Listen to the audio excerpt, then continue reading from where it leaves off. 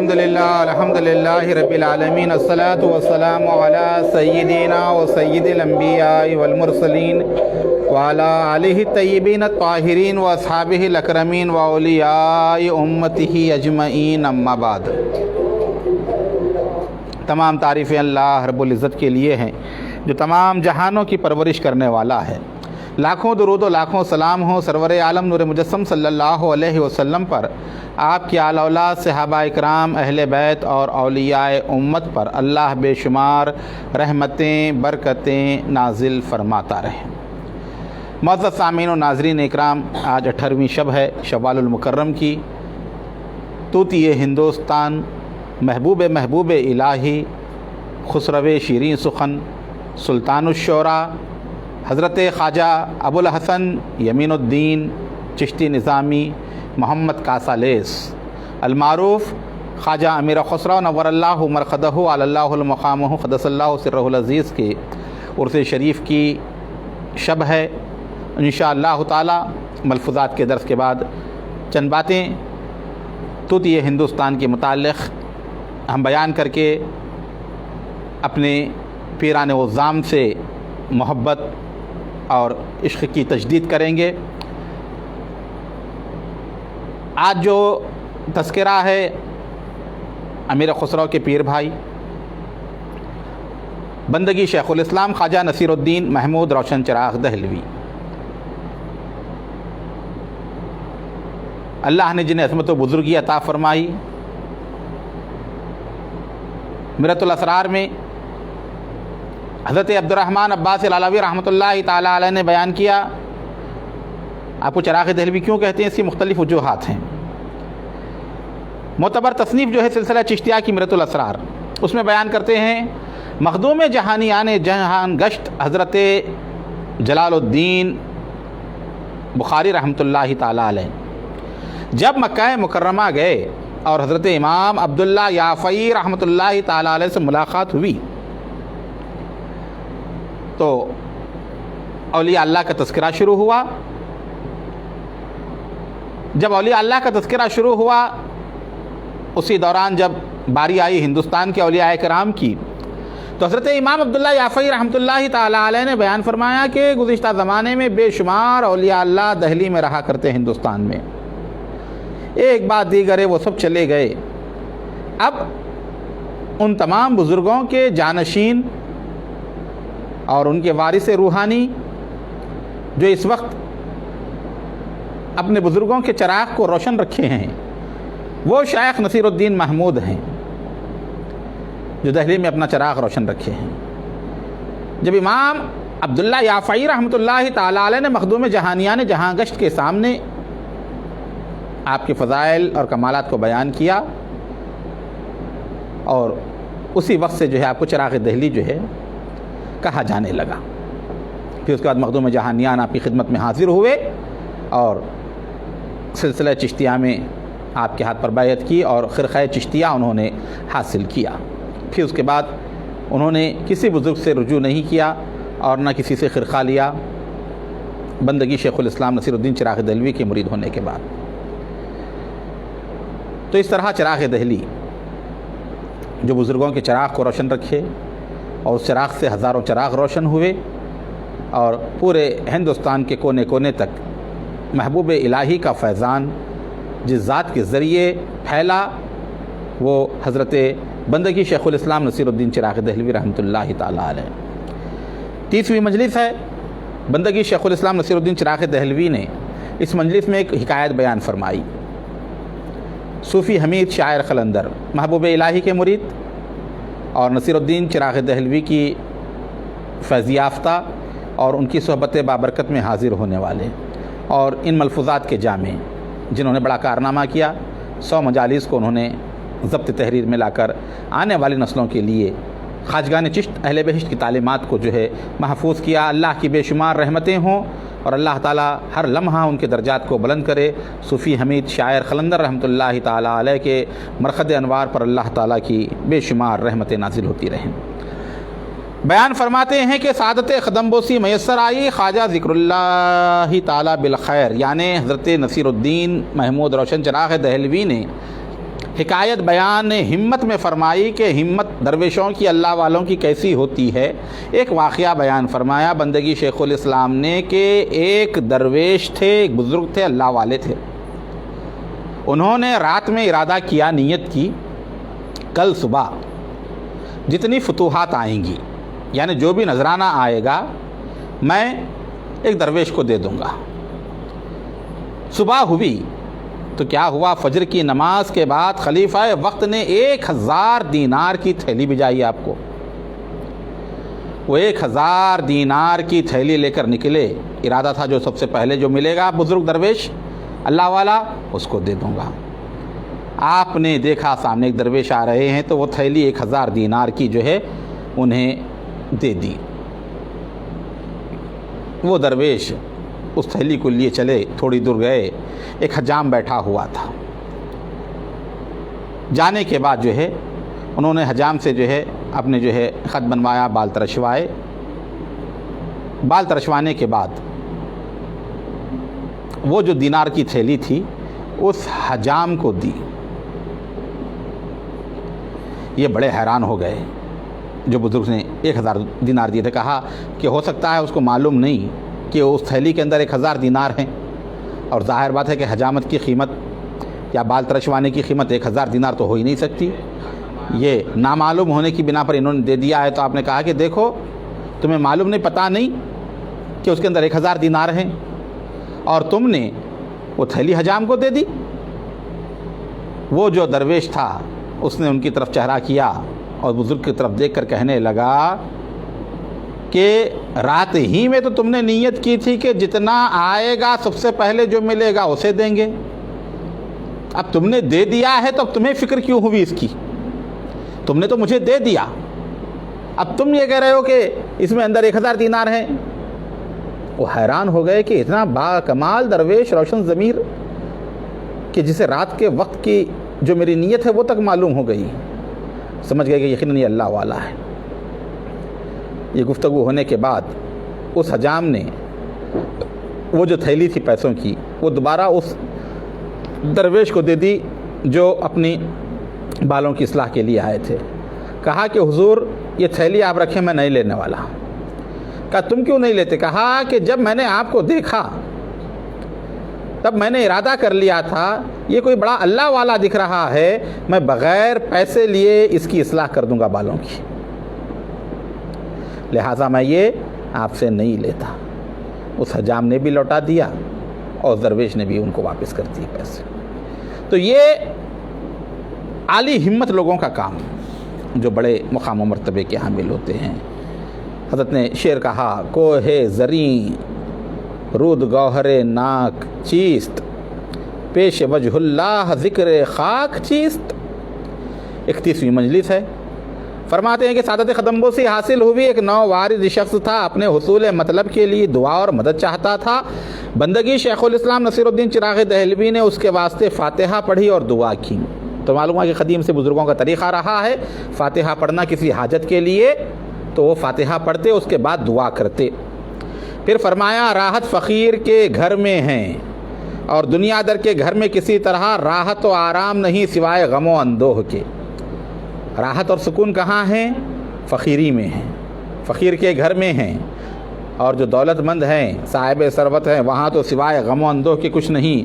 ہاں فرق یہ ہے کہ فقیر کے دنیا کا غم و اندوہ نہیں، اگر ہے تو غم و اندوہ وہ طلب حق کا ہے، اور اس غم و اندوہ کے ضمن میں ہر طرح خوشی و فرحت ہی ہے. اور کیا خوب کہا اس بات میں، با دوست کنجے فخر بہشتست و بوستاں، بے دوست خاک برسرے جاہو تونگری. پھر فرمایا خواجہ حسن بصری کو جو دیکھتا، جو ان سے ملتا، وہ دیکھنے کے بعد یہی تصور کرتا کہ شاید ان کے کسی بھائی کا یا ان کی ماں کا انتقال ہو گیا. ایسے غمگین رہتے وہ ہمیشہ، جو ہے ایسا حالت رہتی کہ دیکھنے والا سمجھتا کہ ان کا کوئی رشتہ دار مر گیا ہے یا ان کی والدہ کا انتقال ہو گیا ہے.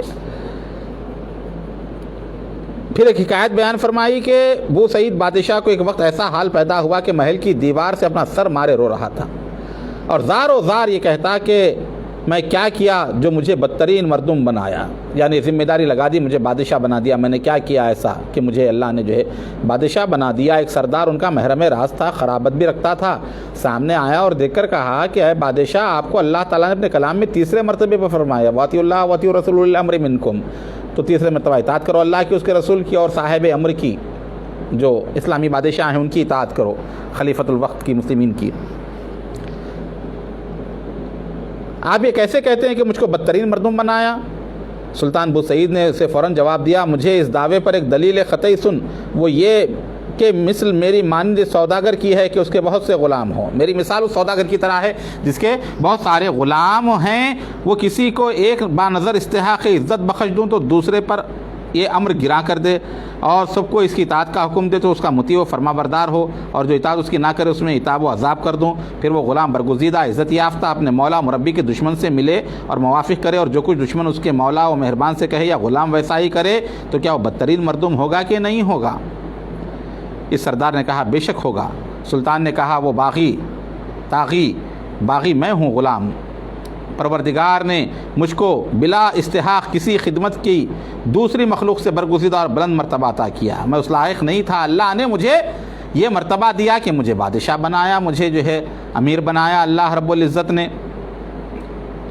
اور میں نے نفس و شیطان سے، دشمن الہی ہیں جو اللہ کے دشمن ہیں نفس اور شیطان، باری اور موافقت کر لی، ان سے دوستی کر لی میں نے جو اللہ تعالیٰ کے مخالف ہیں، جو مخالفت کیا کرتے ہیں، جو یہ کہتے ہیں کہ وہی کرتا ہوں، مولا کے امر و نہی کا لحاظ نہیں رکھتا. تو کہو مولا مجازی اس غلام سے کس قدر ناراض اور خشمگین ہوگا؟ کہ اللہ تعالیٰ ناراض نہیں ہوگا ایسے غلام سے؟ اللہ تعالیٰ مالک حقیقی نے مجھ کو امر و نہیں فرمائے ہیں، حکم نہیں بجا لاتا اور ممنوعات کرتا ہوں، مبادہ غیرت الہی متوجہ انتقام نہ ہو. پھر فرمایا دنیا دار کو اگر شدائد اور تکالیف پیش آئیں تو یہ اس کے لیے خیر اور نجات کی دلیل ہے کہ اس کے گناہوں کا کفارہ ہو جاتی ہیں اور خطائیں اس کی بخشی جاتی ہیں۔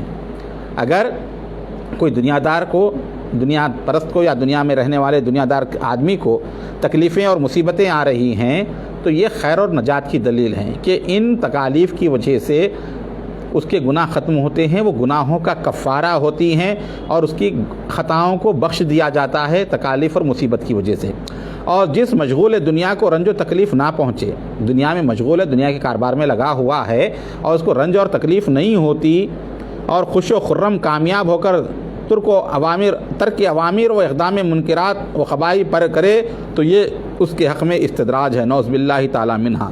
اور جو دنیا دار ہے اس کے باوجود بھی وہ عیش و عشرت میں ہے اور وہ جو ہے اللہ تعالیٰ کے احکام بجا نہیں لاتا اور جن چیزوں سے منع کیا گیا اسے نہیں رکتا ہے تو یہ اس کے حق میں استدراج ہے۔ لوگ دنیا کی تھوڑی سی حکومت میں جو چاہتے ہیں کرتے ہیں اور بندگان خدا کو رنج پہنچاتے ہیں اور آہ دل سوختہ سے حذر نہیں کرتے۔ آخر مظلوموں کی آہ ان پر خرابی لاتی ہے کہ آہ دلہارا اثر است، یعنی جو مظلوم ہوتے ہیں وہ اللہ تعالیٰ جو ہے ان کی دعاؤں کو جو ہے جلد قبول کرتا ہے۔ پھر یہ حکایت بیان فرمائی کہ شیخ الاسلام فرید الدین گنج شکر رحمۃ اللہ تعالیٰ علیہ قدس سرہ العزیز، خواجہ عزیز الدین نام کے عرصہ ہوا وفات پا گئے رحمۃ اللہ تعالیٰ علیہ۔ نقل کرتے ہیں کہ میں ایک جگہ دعوت پر گیا تھا، خواجہ عزیز الدین رحمۃ اللہ علیہ جب بعد عصر کھا کر واپس آیا تو سلطان الاولیاء کی خدمت میں حاضر ہوا۔ حضرت نے پوچھا کہاں تھا؟ عرض کیا فلاں جگہ کی دعوت میں گیا تھا۔ وہاں اکثر اعزاء یہ باتیں کرتے تھے کہ جناب سلطان الاولیاء کی خاطر شریف امور دنیا سے فارغ ہے، آپ کو کوئی غم اور فکر اس جہاں کا نہیں۔ جناب شیخ نے یہ سن کر فرمایا جس قدر مجھ کو غم و اندو رہتا ہے کسی کو اس جہاں میں نہ ہوگا۔ اب یہاں پر جو واقعہ بیان فرما رہے خواجہ عزیز الدین رحمۃ اللہ علیہ کا، یہ حضرت بابا فرید گنج شکر رحمۃ اللہ علیہ کے جو ہے نواسے ہوتے ہیں، تو وہ کسی دعوت میں گئے، جا کر آنے کے بعد جو ہے محبوب الہی سے انہوں نے کہا کہ لوگ کہتے ہیں کہ آپ کو کوئی جو ہے تکلیف نہیں ہے، سکون کی زندگی ہے، آرام کی زندگی ہے۔ ہر آدمی جسے دوسرے کے متعلق سوچتا ہے میں تکلیف میں ہوں، میں پریشانی میں ہوں، سامنے والا بڑا آرام سے رہ رہا ہے، سامنے والا بڑا خوشحال ہے۔ تو وہ بھی جو ہے یہ کہہ رہے کہ بلکہ محبوب الہی سلطان المشائخ کو جو ہے کوئی جو ہے تکلیف اور رنج نہیں، اور فرمایا جس قدر مجھ کو غم و اندو رہتا ہے کسی کو اس جہاں میں نہ ہوگا۔ اس واسطے کہ مخلوق خدا جو میرے پاس آتی ہے اور مجھے رنج و تکلیف بیان کرتی ہے ان سب کا بوجھ میرے دل و جان پر پڑتا ہے، اور ہر ایک کے واسطے دل کڑکتا ہے۔ وہ عجیب دل ہوگا جو مسلمان بھائی کا غم سنے اور اس میں اثر نہ ہو، یعنی وہ بھی کیسا مسلمان کا دل ہے کہ جو کسی کی تکلیف کو سنتا ہے اور اس تکلیف کا اثر اس کے اوپر نہیں ہوتا۔ یہی حکمت ہے کہ کامل بندے اللہ کے جو شہروں کو چھوڑ کر کوہ و بیاباں میں بسر کرتے ہیں تاکہ ان کے پاس کوئی نہ آئے اور اپنا رنج سنا کر ان کو رنجیدہ نہ کرے۔ اسی لیے بہت سارے اکثر اولیاء اللہ کیا کرتے ہیں، بیابانوں میں جنگلوں میں چلے جاتے ہیں تاکہ کوئی ان کے پاس آئے ہی نہیں، اپنے دکھ درد نہ سنائیں تاکہ جو ہے وہ رنج میں مبتلا نہ ہو، سکون کے ساتھ وہ اللہ کی طرف لگے رہیں۔ تو محبوب الہی نظام الدین اولیاء کے پاس جو ہے بے شمار لوگ آتے، اپنی معروضے، اپنی عرضیاں وغیرہ تمام چیزیں جو ہے رکھا کرتے۔ پھر فرمایا میرے پاس آنے والا یا اہل دنیا سے ہوتا ہے یا اہل فقر سے ہوتا ہے، یا وہ درویش ہوتا ہے یا اہل دنیا ہوتا ہے۔ دو ہی طرح کے لوگ ہیں جو آتے ہیں۔ اگر اہل دنیا سے ہے تو دل اس کے متعلق بد دنیا ہوتا ہے، جب وہ آتا ہے تو میں اس کو دیکھ کر احوال دریافت کرتا ہوں، وہ کچھ کہتا ہے مگر جو کچھ اس کے دل میں ہوتا ہے وہ مجھ پر بطریق انعکاس میرے دل پر منکشف ہو جاتا ہے، لہٰذا خلق و اضطراب پیدا ہوتا ہے۔ اور اگر وہ اہل فقر سے ہے، دل اس کا متعلق بحق ہوتا ہے، اس کی کیفیت مجھ پر ظاہر ہوتی ہے، دل خوش ہوتا ہے، یاد خدا وہ رسول کی ہوتی ہے، مگر بے فائدہ باتوں سے دل میں نفرت پیدا ہوتی ہے۔ بعض ایسے بے قید و وحشی مزاج ہوتے ہیں، کہتے ہیں فلانا کام ہمارا جلدی کر دے، ورنہ برا کہتے ہیں، جھگڑتے ہیں، نہیں جانتے کہ درویشوں کو ہر کام میں تحمل کرنا چاہیے۔ اب یہاں پر بیان فرما رہے ہیں کہ کیسے کیسے لوگ آتے ہیں، ایسے جلد بازی بھی رہتے ہیں کہ ہمارا فلاں کام کر دو، ایسا کر دو، ایسے کر دو، گڑبڑی کرتے ہیں، اور وہ جو ہے جھگڑتے بھی ہیں۔ ان کو چاہتے کہ درویشوں کو چاہیے کہ تحمل سے کام لے۔ پھر اس کے بعد انہوں نے ایک حکایت بیان فرمائی خواجہ عطا رحمۃ اللہ علیہ، جو بابا شیخ نجیب الدین متوکل کے نبیرہ یعنی پوترے تھے۔ نجیب الدین متوکل رحمۃ اللہ علیہ بابا حضور گنج شکر کے چھوٹے بھائی، اور چھوٹے بھائی کے پوترے حضرت خواجہ عطا رحمۃ اللہ تعالیٰ علیہ۔ تو ہوا کیا سنیں کہ بڑے لاوالی مزاج کے تھے۔ ایک بار سلطان الاولیاء یعنی محبوب الہی کی خدمت میں حاضر ہوئے اور دولت و قلم حضرت شیخ کے روبرو رکھ دیا۔ وہ لا کر جو ہے قلم اور دوات جو ہے محبوب الہی کے سامنے رکھا اور کہا فلانے امیر کو رخا لکھ دو کہ مجھے کچھ دے، آپ درخواست لکھیے کہ مجھے کچھ دیا جائے۔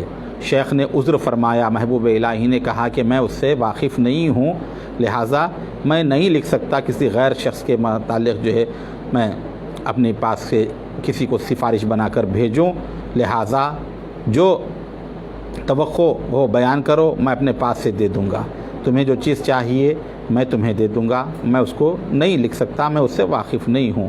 بولے جو تمہارے دل میں آئے دو، مگر رخا سفارشی بھی لکھ دو۔ انہوں نے خواجہ عطا نے کہا جو آپ دینا چاہتے ہیں دے دیجئے، لیکن سفارش کا رخا بھی جو ہے، سفارش کی درخواست بھی جو ہے آپ فلاں امیر کو لکھ دو۔ محبوب الہی نے فرمایا خیر بات، یہ طریقہ درویشوں کا نہیں ہے کہ رخا لکھا کریں۔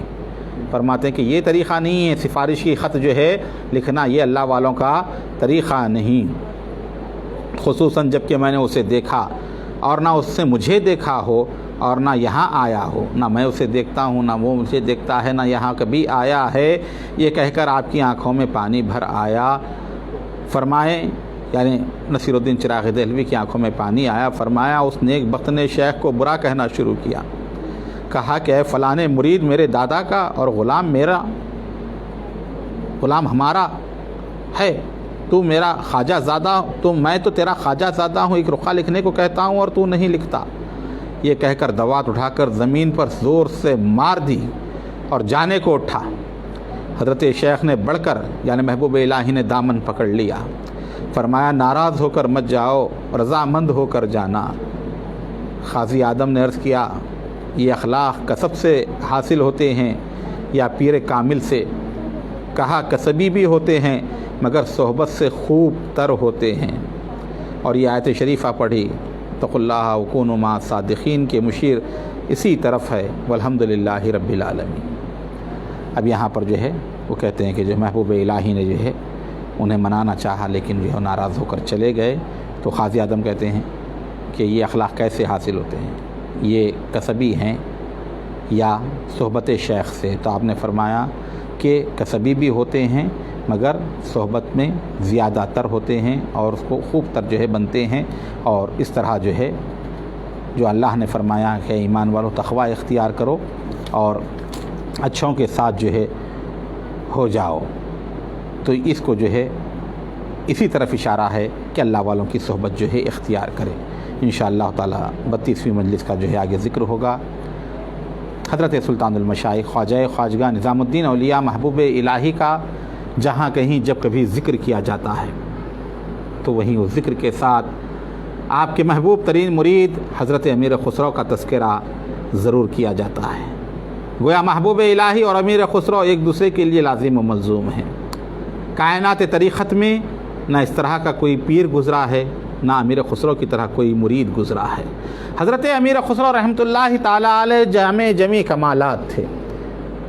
حرفن مولا جسے ہماری زبان میں کہتے ہیں وہ ذات امیر خسرو کی تھی، بلکہ اہل تاریخ نے یہاں تک کہ لکھا اور کہا اگر پورے ہندوستان کی تہذیب و تمدن کو اور پورے ہندوستان کو سمیٹا جائے تو خسرو کی ذات بنتی ہے، اور خسرو کو بکھیرا جائے اور خسرو کو کھولا جائے تو پورا ہندوستان بنتا ہے۔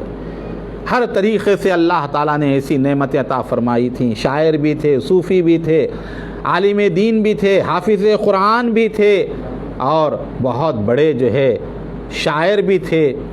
کئی راگ راگنیوں کے موجد تھے. فن موسیقی کو ایک نیا رخ انہوں نے دیا. محافل سما کے اندر آپ نے وہ رنگ بھرا کہ آج 700-750 سال کا عرصہ ہونے کے بعد آج بھی چند کلامات جو آپ کے پڑھے جاتے ہیں, اس کی وجہ سے محفلوں کی کیفیتیں تبدیل ہوتی ہیں, لوگوں کے اندر روحانیت کا جذبہ پیدا ہوتا ہے اور اس جذبہ عشق فروغ پاتا ہے. 7 سال کی عمر تھی جب وہ سلطان المشائخ محبوب الہی کی خدمت میں حاضر ہوئے, اور اس کے بعد پوری زندگی وہ در محبوب الہی سے منسلک رہے. اور اس کے بعد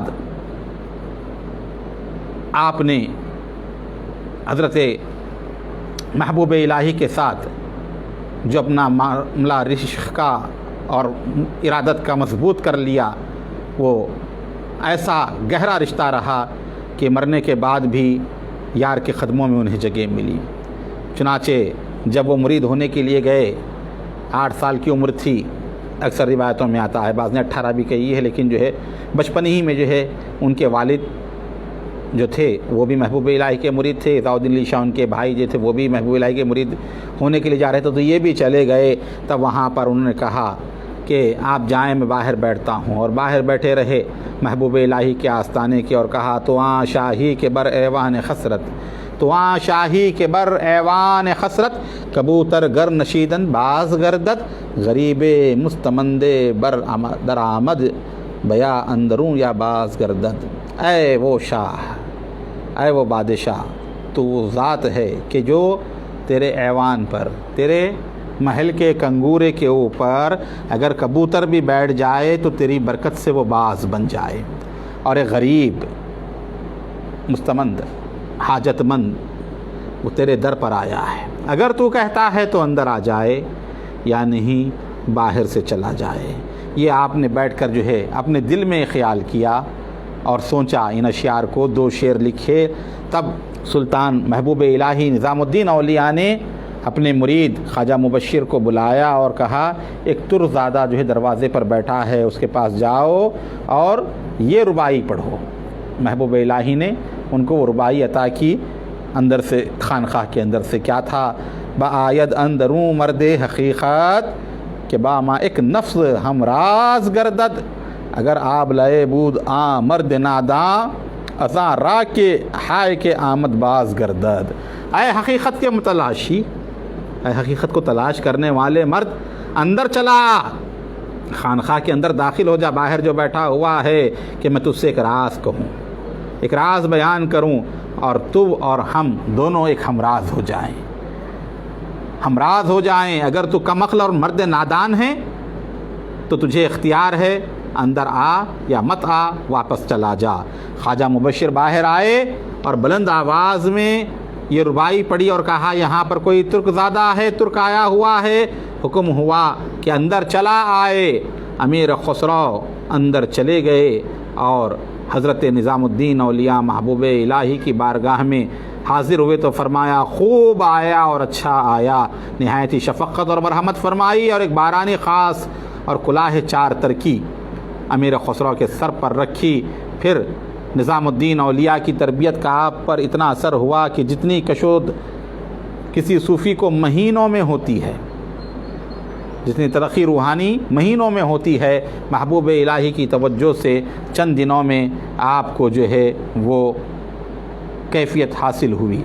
اور بے انتہا محبوب الہی چاہتے تھے آپ کو, اور فرماتے, گر برائے ترک ترکم آ رہے بر تارک نہند, ترک تارک گیرم و ہرگز نہ گیرم ترک ترک. اگر میری پیشانی پر آرا رکھ دیں اور کہیں کہ اپنے ترک کو چھوڑ دو, اپنے اس مرید کو چھوڑ دو, تو میں اپنی پیشانی آرے سے کٹوا دوں گا, مگر اس ترک کو نہیں چھوڑوں گا. وہ کبھی اپنے ترک کے بارے میں ارشاد فرماتے, امیر خسرو باد ازمن نخواہد زیز چوں رحلت کنت پہلوئے من دفن کند, او صاحب اسرار منست و من بے او قدم در بہشت نہ ہوں. امیر خسرو میرے بعد زندہ نہیں رہے گا، جب رحلت ہو تو میرے پہلو میں دفن کرنا، میرے بازو دفن کرنا کہ وہ میرا ہمراز ہے، میں بغیر اس کے جنت میں قدم نہ رکھوں گا۔ اور امیر خسرو کہتے من تو شدم تو من شدی من تم شدم تو جاں شدی تا کس نہ گوید بعد ازیں من دی گرم تو دیگری۔ اور کبھی محبوب الہی فرماتے کہ خبر من دفن نمایت تا ہر دو ایک جا باشم، اگر شریعت میں اجازت ہوتی تو وصیت کرتا خسرو کو میری خبر میں دفن کر دیں۔ تو یہ محبت محبوب الہی کی تھی حضرت امیر خسرو سے۔ ایک مرتبہ سلطان المشائخ نے امیر خسرو کو لکھا کہ اے ترک من از وجود خود بر نجم لیکن استو بر نجم، اے ترک میں سب سے تنگ آ جاتا ہوں، یہاں تک کہ اپنے آپ سے تنگ آ جاتا ہوں مگر تجھ سے تنگ نہیں ہوتا۔ سلطان المشائخ کے کشف برداروں میں بڑے بڑے علماء، بڑے بڑے صوفیہ تھے، اور دنیا جس کا آج تک ثانی پیدا نہ کر سکی، لیکن سب سے زیادہ توجہ آپ کی امیر خسرو پر رہی، اور اس درجہ الفت، اتنا قرب اور محرومیت کسی بھی یاران اعلیٰ خلفاء یا مریدین قدیم کو بھی میسر نہ آئی۔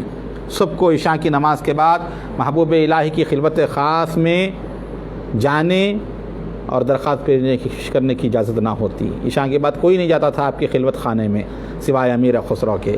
امیر خسرو کو اجازت تھی کہ جب چاہیں وہ آپ کے خلوت قدے میں داخل ہوں، اور جس کو بھی بڑے بڑے خلفاء کو بھی اپنے کچھ معروضے رکھنا ہوتا تو امیر خسرو کو چٹیاں لکھ کر دیتے کہ جب آپ رات میں جائیں محبوب الہی کی خدمت میں تو یہ ہمارا معروضہ محبوب الہی کے سامنے رکھنا اور اس بارے میں حضرت کا جواب لے کر آنا۔ تو یہ جو ہے آپ کو جو ہے مقام و مرتبہ جو ہے محبوب الہی کے پاس حاصل تھا۔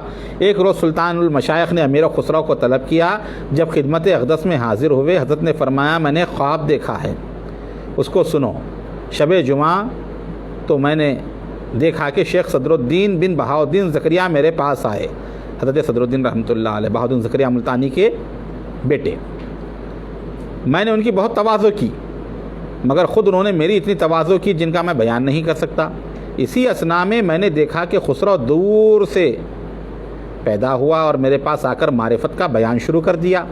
آ رہے ہیں دور سے خسرو امیر خسرو، اور بیان معرفت شروع کر دیا۔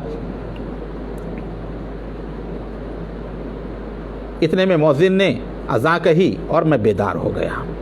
جب حضرت نے خواب بیان فرمایا، دیکھا تم نے کیا مرتبہ کیسے پایا؟ مجھے بیچارے نے نہایت عاجزی و زاری سے عرض کیا، مجھ ناچیز کو اس مرتبے کی کیا لیاقت، آخر تو حضور ہی کا عطیہ کیا ہوا ہے۔ حضرت خواجہ کو میری اس عرض سے گریا ہوا اور بہت آواز سے روئے۔ بندہ حضرت کے رونے سے بہت پریشان ہوا اور رونے لگا۔ پھر حضرت نظام الدین اولیاء نے کلاه خاص طلب فرمائی، جو خاص ٹوپی تھی حضرت کی، اور اپنے دستے مبارک سے حضرت امیر خسرو کو پہنائی اور فرمایا کلمات مشائخ کو نظر میں رکھنا، یعنی اولیاء اللہ کی کلمات اور ان کی تعلیمات کو جو ہے پڑھتے رہنا، نظر میں رکھنا۔